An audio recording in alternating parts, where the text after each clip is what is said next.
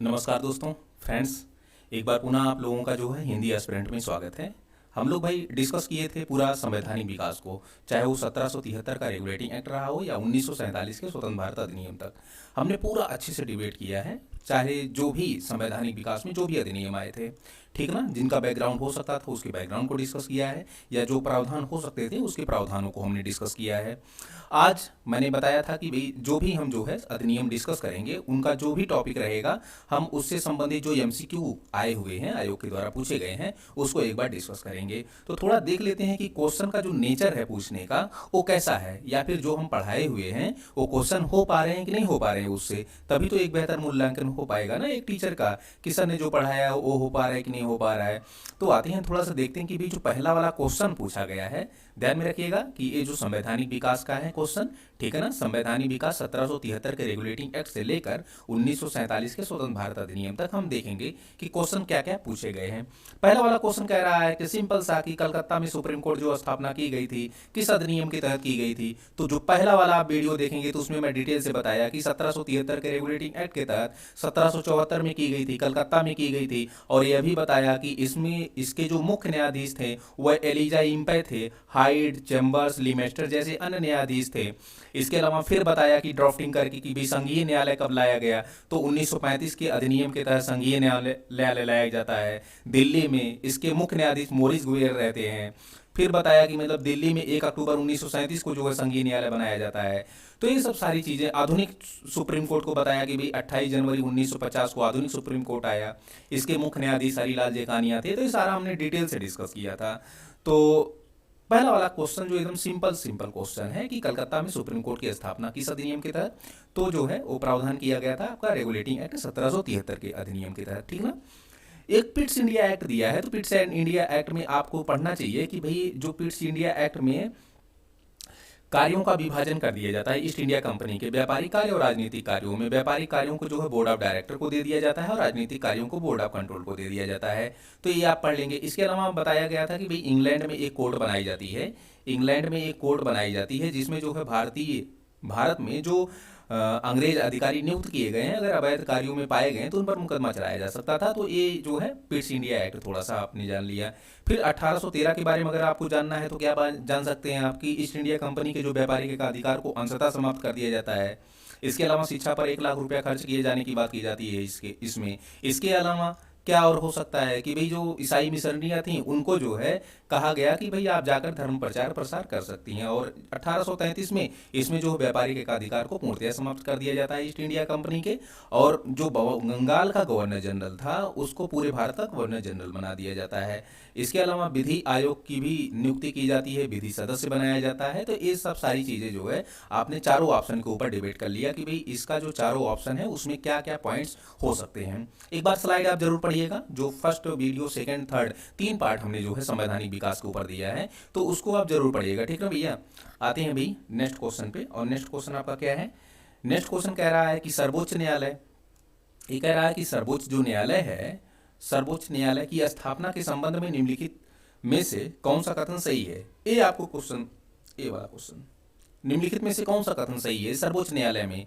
तो कह रहा है कि कलकत्ता में सर्वोच्च न्यायालय की स्थापना 1773 के रेगुलेटिंग एक्ट के द्वारा की गई। बिल्कुल की गई। अभी पिछले ही क्वेश्चन में हमने रिपीट किया कि 1773 के रेगुलेटिंग एक्ट में 1700 लेकिन 74 में की जाती है, ठीक ना भैया। कहाँ पे, कलकत्ता में सुप्रीम कोर्ट की स्थापना। देख रहे हैं ना, लिमेस्टर इसके मुख्य न्यायाधीश। अरे भैया लिमेस्टर नहीं थे, इसके एलिजा इम्पे मुख्य न्यायाधीश थे। लिमेस्टर तो जो है न्यायाधीश में आ जाएंगे। लिमेस्टर थे, हाइड थे, चैम्बर्स थे, ये लोग जो है न्यायाधीश में आ जाएंगे। लेकिन जो मुख्य न्यायाधीश था वो एलिजा इम्पे थे, एलिजा इम्पे, ठीक ना फ्रेंड्स। तो ये आपका जो है एक ऑप्शन, 2 वाला गलत हो जाएगा और एक सही होगा, तो केवल एक सही होगा, ठीक है ना। आते हैं नेक्स्ट क्वेश्चन। नेक्स्ट क्वेश्चन क्या कह रहा है भाई, कह रहा है कि आपका सूची 1 को सूची 2 से मिलाना है कि कौन सा सुमेलित है। तो नियंत्रक परिषद की स्थापना की गई थी। नियंत्रक परिषद 1784 का जब आपने पिट्स इंडिया एक्ट पढ़ा था तो उसमें मैंने बताया कि भैया ईस्ट इंडिया कंपनी के कार्यों का डिवाइडेशन कर दिया जाता है दो भागों में। एक कार्य दे दिया जाता है जो है एक कार्य व्यापारिक कार्य होता है और एक कार्य राजनीतिक कार्य होता है। तो जो व्यापारिक कार्य होता है वो बोर्ड ऑफ डायरेक्टर देखता है और जो राजनीतिक कार्य होता है वो बोर्ड ऑफ कंट्रोल देखता है। इसी बोर्ड ऑफ कंट्रोल को नियंत्रक मंडल कहा जाता है, नियंत्रक परिषद कहा जाए या नियंत्रक मंडल कहा जाए, इसी को कहा जा रहा है। तो इसकी स्थापना 1784 के पिट्स एंड एक्ट, मिला दीजिए आसानी से। फिर सर्वोच्च न्यायालय की स्थापना की गई। अभी अभी आपने डिस्कस किया कि नियामक अधिनियम या रेगुलेटिंग एक्ट 1773 के तहत की जाती है। इंग्लिश मिशनरियों को भारत में कार्य करने की अनुमति, इंग्लिश मिशनरियाँ मतलब कि वही जो है जो पादरी थे, धर्म प्रचार प्रसारक थे, उनको जो है कार्य करने की अनुमति। तो इसको मैंने बताया कि 1813 की चार्टर एक्ट, मिला दीजिए आसानी से। फिर गवर्नर जनरल की परिषद में कानूनी सदस्य, तो 1833 में कानूनी सदस्य, विधि आयोग वगैरह वगैरह सारी चीज़ें हमने डिस्कस किया है। तो अपना मिला के जो है क्वेश्चन कर लीजिए आप। आते हैं नेक्स्ट क्वेश्चन पे। नेक्स्ट क्या कह रहा है कि निम्नलिखित में से कौन सा भारत में अंग्रेजी शिक्षा की नींव पड़ी। ये देखिए कि थोड़ा सा क्वेश्चन जो है ना, ये पॉलिटिकल भी है और हिस्टोरिकल, दोनों एंगल लिया हुआ है। तो पॉलिटिकल में आप देखेंगे कि मैंने पढ़ाया था कि 1813 का जो चार्टर एक्ट पढ़ाया था उसमें बताया था कि भाई 1 लाख रुपया प्रतिवर्ष जो है अंग्रेजी सरकार खर्च करेगी भारत के जो है शिक्षा प्रणाली पर, ठीक है ना। तो ये 1813 का चार्टर एक्ट आपको पता हो गया होगा। इसमें जो दो ऑप्शन है, इसमें दो ऑप्शन जब आप जो है राजीव अहिर की बुक पढ़ेंगे स्पेक्ट्रम, तो उसमें जो है पूरा स्पष्ट दिया गया है। पहला है कि दूसरा ऑप्शन कह रहा है कि general committee of public instruction 1823, और जो है प्रांचविद और आंग्लविद, इन दोनों में मध्य विवाद हो रहा था कि दोनों के मध्य शिक्षा को लेकर ही विवाद हो रहा था। तो ये भी रिलेट करता है और ये भी रिलेट करता है, ये भी रिलेट, मतलब कि तीनों ऑप्शन रिलेट करते हैं शिक्षा से, अंग्रेजी शिक्षा की नींव से, ठीक है ना। तो डी ऑप्शन होगा, D is the right answer, ठीक है ना भैया। आते हैं आपका नेक्स्ट क्वेश्चन पे, तो डी इसका होगा, कर लीजिए। नेक्स्ट क्वेश्चन क्या कह रहा है, कह रहा है कि किस अधिनियम के द्वारा ब्रिटिश संसद ने चाय और चीन के साथ व्यापार को छोड़कर ईस्ट इंडिया कंपनी के साथ व्यापारिक एकाधिकार को समाप्त कर दिया। तो व्यापारिक एकाधिकार को कब समाप्त किया गया, इसमें अंशतः बात कर रहा है चीन के साथ चाय का व्यापार, कह रहा है कि छोड़कर, मतलब कि चीन के साथ चाय का व्यापार बना हुआ है। तो 1813 का जब हमने चार्टर एक्ट बताया था तो उसमें बताया कि जो है ईस्ट इंडिया कंपनी के व्यापारिक एकाधिकार को अंशतः समाप्त किया जाता है क्योंकि चीन के साथ चाय का व्यापार जारी था। लेकिन अगर पूर्णतया ईस्ट इंडिया कंपनी के व्यापारिक एकाधिकार को समाप्त करने की बात की जाए तो 1833 के चार्टर एक्ट के तहत। सवाल है कि 1853 का चार्टर एक्ट में क्या क्या पॉइंट्स इंपॉर्टेंट हो सकता है। तो मैंने बताया था कि भैया एक जो है 12 सदस्यीय केंद्रीय विधान परिषद गठित की जाती है जिसको मिनी संसद कहा जाता है। इसके अलावा फिर हमने क्या बताया था 1853 के चार्टर एक्ट के तहत, बताया था कि आपको जो खुली प्रतियोगी परीक्षा के आधार पर जो है अब भर्तियां की जाएंगी, चाहे वो ईस्ट इंडिया कंपनी में भर्ती हो या सिविल सेवकों की भर्ती हो, ठीक ना भैया। तो ये सारी चीजें आपको जो है 1853 में याद रखनी है। आते हैं नेक्स्ट क्वेश्चन। नेक्स्ट क्वेश्चन क्या कह रहा है, कह रहा है कि जो चार्टर एक्ट है, जो चार्टर आपका एक्ट है 1813, देखिए 1813 को लेकर बार बार क्वेश्चन पूछे गए हैं। 1813 के चार्टर एक्ट के संबंध में निम्नलिखित कथनों पर विचार करना है कि क्या कह रहा है कि कौन सा कथन सही है, पूछ रहा है नीचे कि कौन सा कथन सही है, ठीक है ना। तो इनमें से इसने भारत में ईस्ट इंडिया कंपनी के व्यापार आधिपत्य को चाय का व्यापार तथा चीन के साथ व्यापार को छोड़कर समाप्त कर दिया। बिल्कुल सही बात है कि भाई चीन के साथ चाय का व्यापार बना रहा, बाकी व्यापार को जो है व्यापारिक एकाधिकार को समाप्त कर दिया जाता है। तो पहला ए ऑप्शन सही है।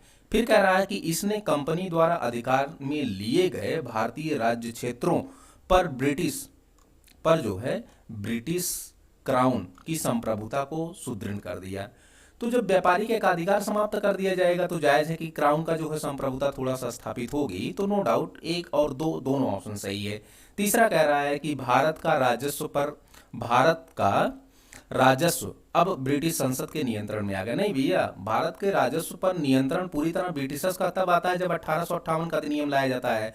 तो 1858 के अधिनियम से तीसरा पॉइंट रिलेट है, इसलिए तीसरा नहीं होगा। अच्छा तीसरा नहीं होगा, अगर आपको तीसरा पता है तो 3 कार्ड सी ऑप्शन काट दीजिए, आप डी ऑप्शन काट दीजिए, आप बी ऑप्शन काट दीजिए। सिर्फ एक ही ऑप्शन बचा, ए और बी। या तो ए और बी आपको पता रहे या तो सी पता है, तीसरा ऑप्शन पता रहे, सो आपका पूरा क्वेश्चन हो जाएगा, ठीक है ना। आते हैं नेक्स्ट क्वेश्चन। नेक्स्ट क्या कह रहा है, कह रहा है कि किस अधिनियम ने भारतवासियों को अपने देश के प्रशासन में कुछ हिस्सा लेना संभव बनाया। ये देखिए कि थोड़ा सा मतलब कि कंट्राडिक्ट क्वेश्चन लग रहा है कि कौन सा अधिनियम है इसमें घटना चक्र वाले थोड़ा सा मैं वहीं से क्वेश्चन एक्चुअली लिया हुआ हूँ। तो उसमें कह रहा है कि 1833 ऑप्शन दे रहे हैं, कह रहे हैं कि भैया एक चीज़ें मैंने डिस्कस किया था कि रंग, जाति, धर्म और क्षेत्र, ये सब समाप्त करके जो है कंपनियों में भर्तियां जो है की जानी चाहिए, किसी को अयोग्य नहीं ठहराया जाना चाहिए किसी भारतीय को, ठीक ना, चूंकि अपारदर्शिता हो रही थी कंपनी में जो है, ईस्ट इंडिया कंपनी में भर्ती को लेकर भारतीयों के। तो ये तर्क दिया जा रहा है कि जब भर्ती हो जाएंगे तो जो है उनका राजनीति में, प्रशासन में जो है धीरे धीरे आधार उनका जो है बन जाएगा। तो 1833 से चार्टर एक्ट मान रहे हैं, ठीक है ना। तो खैर अभी मानिए 1833 चार्टर एक्ट, लेकिन एक 1861 का इंडिया काउंसिल एक्ट है, इसी में जो है गैर सरकारी सदस्य के रूप में जो है गवर्नर वायसराय जो था वह जो है नियुक्त कर सकता था गैर सरकारी सदस्यों को। तो आपने देखा था कि पटियाला के राजा, बनारस के राजा और सर दिनकर राव को नियुक्त किया गया था। तो कुछ भागीदारिता हमको प्रशासन में दिखाई दी। खैर कंट्राडिक्टरी क्वेश्चन लग रहा है, हालांकि आप जो है मानेंगे यही वाला, ठीक है ना, 1833 का चार्टर एक्ट, चूंकि आयोग ने भी इसी को माना था, ठीक है भैया। आते हैं नेक्स्ट क्वेश्चन। क्या कह रहा है, कह रहा है कि निम्नलिखित में से किस अधिनियम के अंतर्गत विधान परिषद को बजट पर बहस करने की शक्ति प्रदान कर दी जाती है। तो बजट पर बहस करने की शक्ति किस में की जाती है? तो 1892 का अधिनियम हमने बताया था कि भाई बजट पर बहस करने की अधिनियम, बजट पर बहस करने की शक्ति दे दी जाती है, लेकिन अनुपूरक प्रश्न पूछने का अधिकार नहीं दिया जाता है, केवल का केवल बजट पर बहस करने की शक्ति दी जाती है। अनुपूरक प्रश्न पूछने का अधिकार जो है आपका 1909 के अधिनियम में दिया जाता है, ठीक है ना। तो बजट पर बहस करने की अगर शक्ति पूछी जाए तो वो 1892 के अधिनियम में, ठीक है ना। 1861 का अधिनियम क्या क्यों क्यों इंपॉर्टेंट रहा होगा, क्या क्या पॉइंट हो सकते हैं? तो पहला, इसमें विभागीय प्रणाली, दूसरा हाई कोर्ट एक्ट लाया गया, तीसरा जो है वायसराय को अध्यादेश जारी करने की शक्ति दी गई। तो ये सब सारे पॉइंट आपको याद होने चाहिए, क्योंकि लगातार सब पॉइंट्स पूछे गए हैं। तो जैसे 2021 वाला जब आप पीसीएस देखेंगे तो उसमें विभागीय प्रणाली जो 1861 के अधिनियम में प्रावधान किया गया था उसको लेकर पूछ लिया था। तो ये आप 1861 स्लाइड को जरूर देखें, जो वीडियो पिछला पड़ा हुआ है, ठीक है ना, सारे क्वेश्चन हो जाएंगे। 1909 का अधिनियम या 1900 भारत परिषद अधिनियम 1919, एक इसलिए इंपॉर्टेंट है, पहला कि इसमें पहली बार जो है, जो ब्रिटेन में भारत सचिव था उसमें 2 भारतीयों की नियुक्ति की गई थी, एक केसी गुप्ता और दूसरा सैयद हुसैन बुलग्रामी को। इसके अलावा जो वायसराय की परिषद थी उसमें जो है सत्येंद्र प्रसाद सिन्हा पहले भारतीय की नियुक्ति की गई थी, ठीक है ना। और इसके अलावा 1909 का अधिनियम किस लिए इंपॉर्टेंट, कि मतलब कि जो है मुसलमानों के लिए पृथक निर्वाचन प्रणाली की व्यवस्था की जाती है। अब अनुपूरक जो है प्रश्न पूछे जा सकते हैं बजट पर। तो ये सारी चीजें जो है 1909 के अधिनियम के लिए जिम्मेदार बनी, ठीक है ना। 1909 के अधिनियम में प्रावधान किया गया था। 1919 का अधिनियम, 1919 का अधिनियम जो कहा जाता है इसको मॉन्टेग्यू ट्रांसपोर्ट सुधार कहा जाता है। इसमें आपने सारे पॉइंट्स देखा, तो स्लाइड पे जाकर जो है सारे पॉइंट्स को आप देख सकते हैं कि भाई 1919 के अधिनियम में क्या क्या प्रावधान किए जाते हैं, ठीक है ना। जैसे प्रांतों में 2 दशासन लाया जाता है और उसका जो विभाजन जो है हस्तांतरित विषय और अच्छित विषय में किया जाता है, जो अब की बार आईएएस में क्वेश्चन भी 2022 का पूछ लिया था, ठीक है ना। आते हैं नेक्स्ट स्लाइड। क्या है क्वेश्चन?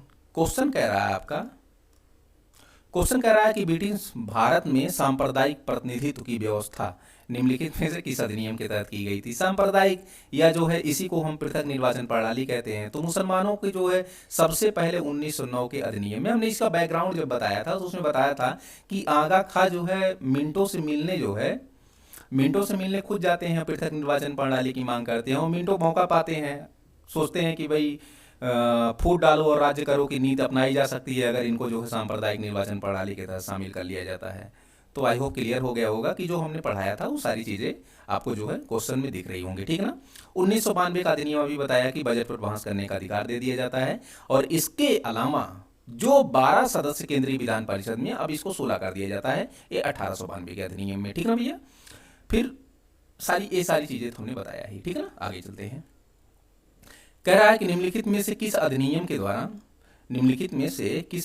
के द्वारा भारत में संघीय न्यायालय की व्यवस्था की गई? अभी बताया कि मैं जो है कलकत्ता में जब सुप्रीम कोर्ट की स्थापना की जाती है तो 1773 के रेगुलेटिंग एक्ट के तहत की जाती है, लेकिन जब 1 अक्टूबर 1937 को जो है स्थापना की जाती है दिल्ली में, तो संघीय न्यायालय होता है 1 अक्टूबर 1937 को, ठीक है ना। तो दिल्ली में, तो वह जो है 1935 के अधिनियम के तहत की जाती है। ऑप्शन में दिया है 1935, नहीं दिया है, डी ऑप्शन होगा आपका, डी ऑप्शन होगा, ठीक ना भैया, डी ऑप्शन।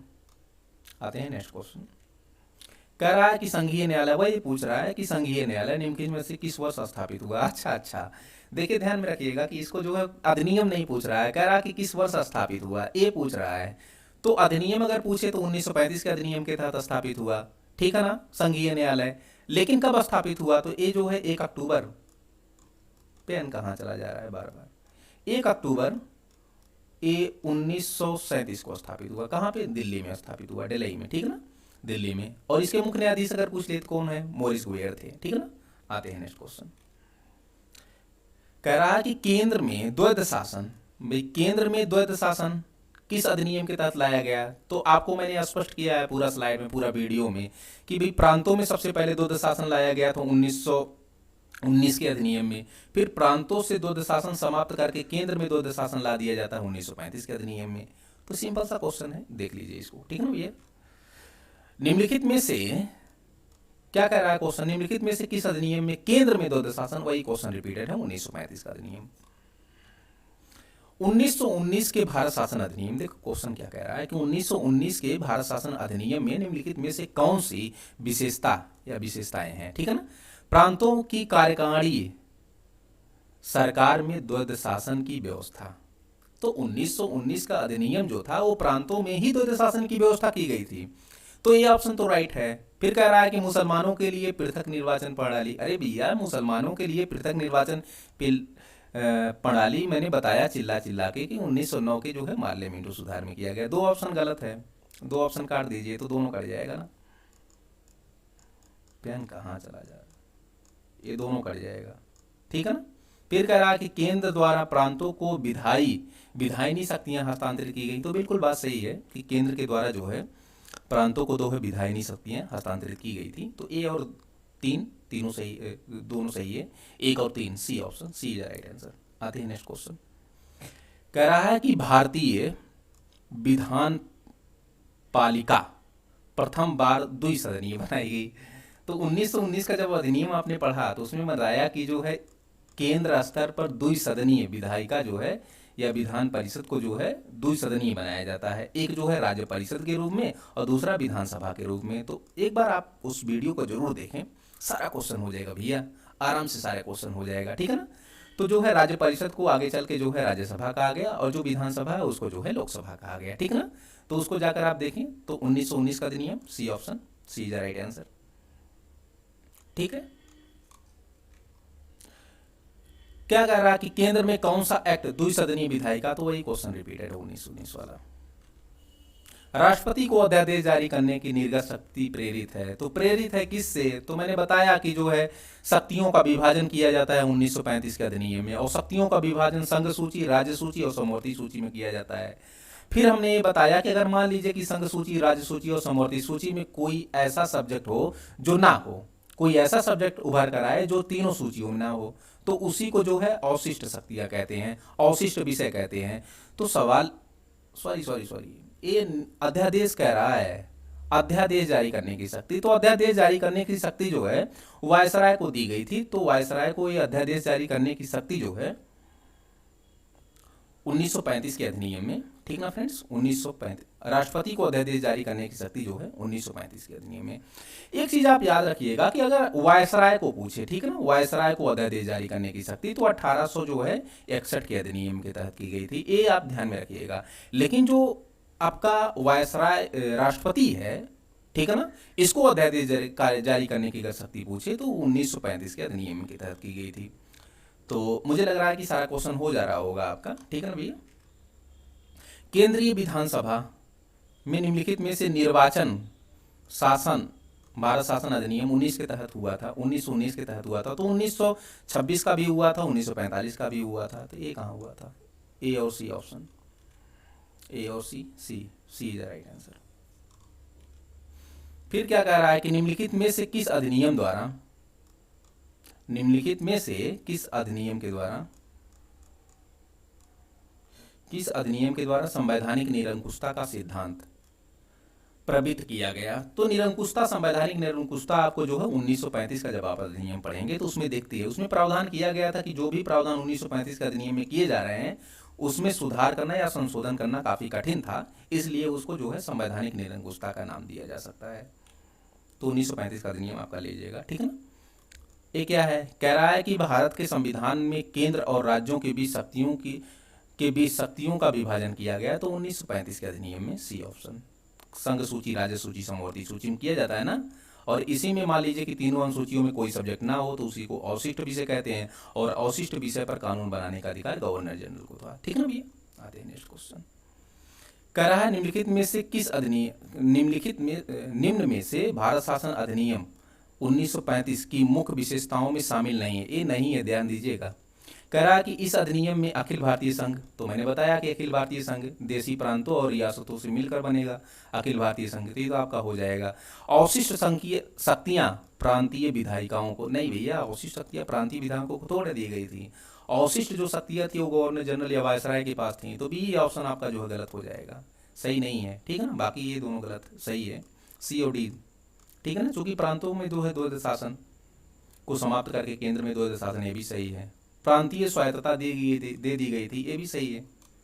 आते हैं नेक्स्ट क्वेश्चन। एक संघीय व्यवस्था, क्या कह रहा है कि एक संघीय व्यवस्था केंद्र में द्वैध शासन लागू हुआ, तो केंद्र में द्वैध शासन, प्रांतों से द्वैध शासन समाप्त करके केंद्र में द्वैध शासन 1935 के अधिनियम में। प्रांतों में द्वैध शासन कब लाया गया था, तो 1919 के अधिनियम में। और फिर जो है केंद्र में द्वैध शासन लाया गया 1935 के अधिनियम में। प्रांतों से लेकिन समाप्त करके केंद्र में लाया गया 1935 के अधिनियम के तहत। अखिल भारतीय महासंघ, तो अभी पीछे आपने डिस्कस किया कि 1935 के अधिनियम में, ठीक है ना। अखिल भारतीय महासंघ जो है देशी रियासतों और प्रांतों से मिलकर बना होगा।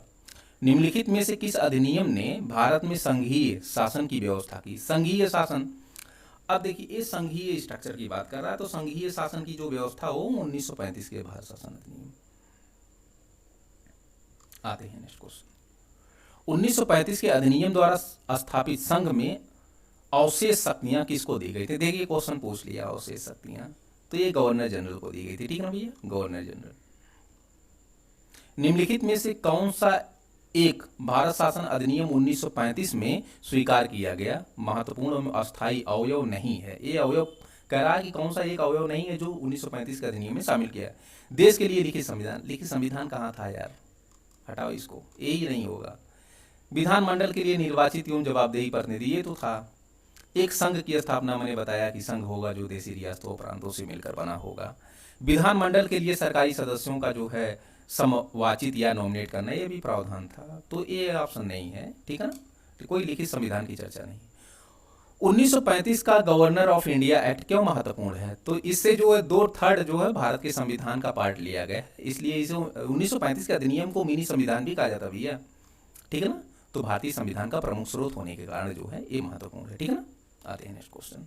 कह रहा निम्नलिखित में से किस अधिनियम के तहत बर्मा को भारत से अलग किया गया, तो पढ़ लीजिए, तीसरा वाला वीडियो आप देखेंगे, अच्छे से मैंने बताया है कि बर्मा को भारत से अलग किया गया 1935 के अधिनियम के तहत। आरबीआई की स्थापना की गई 1935 के अधिनियम के तहत, ठीक है ना। तो ये सब सारी चीज़ें जो है आप 1935 के अधिनियम के तहत पढ़ सकते हैं।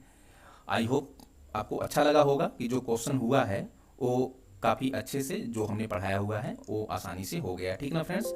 आज के लिए फ़िलहाल इतना ही, अब कल से हम संविधान सभा को स्टार्ट करते हैं। Thank you so much very much.